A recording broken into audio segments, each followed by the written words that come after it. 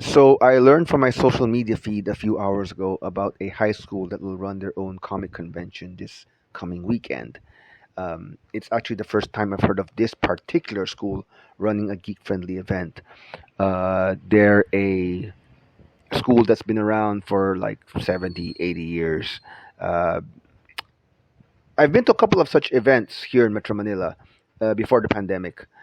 One one of the first Manila cosplay events I attended was held at Philippine Normal University, PNU, back in 2018.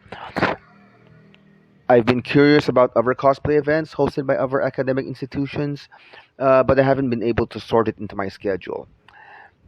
Anyway, I thought this would be a topic worth talking about.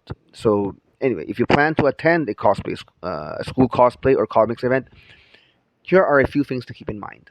One, the event dates. The event itself will be for the students, so it will be scheduled to accommodate the student's schedule, right? Uh, so that would mean that the event, if it's a cosplay event, a geek event, comic event, whatever, the on-campus event would likely take place on a school day or a weekday. And so instead of the usual Saturday or Sunday for your usual weekend convention. So if you're working Monday to Friday, yeah, you're probably not going to make it to this one unless you know take leave uh, from work, right? You are not the target audience for this on-campus event.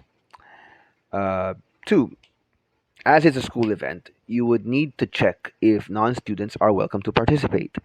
The school might limit attendees to only those who are enrolled there, for instance.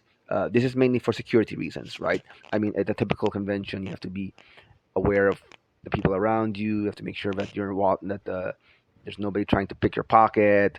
Uh, if you're in cosplay, you have to keep an eye out for people who might touch you inappropriately or take pictures of you inappropriately. That sort of thing.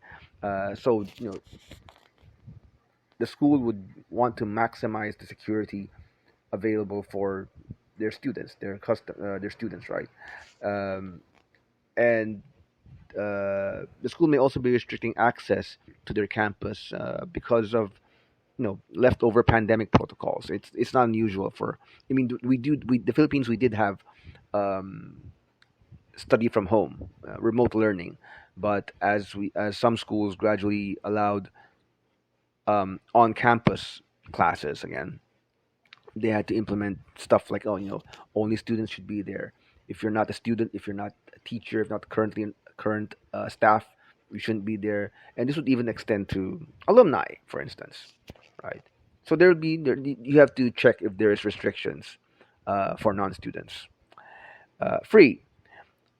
Find out whatever dress code or other requirements are needed to let a non-student participate.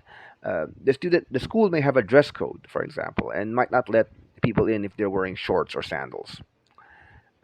Four, uh, as far as the Philippine cosplay scene goes, there are a few blogs and websites that compile a schedule of upcoming events for the year.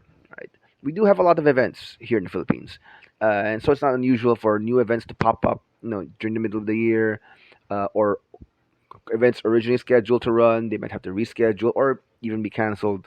Uh, but for school events, they might not be advertised so openly, largely because they already have a captive market, a captive audience, which are the students. So if they already have those and they're not looking to allow outsiders to participate, then its odds are they're not going to post anything on Facebook or uh, what used to be Twitter, right? So you might have to do a bit of digging. You might have to do a bit of research, check if for particular schools. If you're wondering, oh, does your old alma mater run any cosplay events? You might have to check them out. You might have to consult. Might have to ask the school orgs. For example, if it's an anime event, maybe the on-campus Japan club or art club might be involved in it. It's possible that the school's academic department, for example, maybe Asian Studies department or literature department, they might be involved in planning and organizing this geek-friendly event, right? So you probably have to do a bit of digging if there is no uh, readily available information about. Oh, here's our here's the list of our cosplay events here at this campus or what have you. 5. If you do manage to participate in a school cosplay or geek event, you should manage your expectations. Manage your expectations. The on-campus event itself may be small compared to for-profit events. It really depends on the size of the school, for example. And if there is cosplay, it will definitely have to comply with campus dress codes, that sort of thing. Bottom line, if you're able to participate, make the most of your time there if you are going.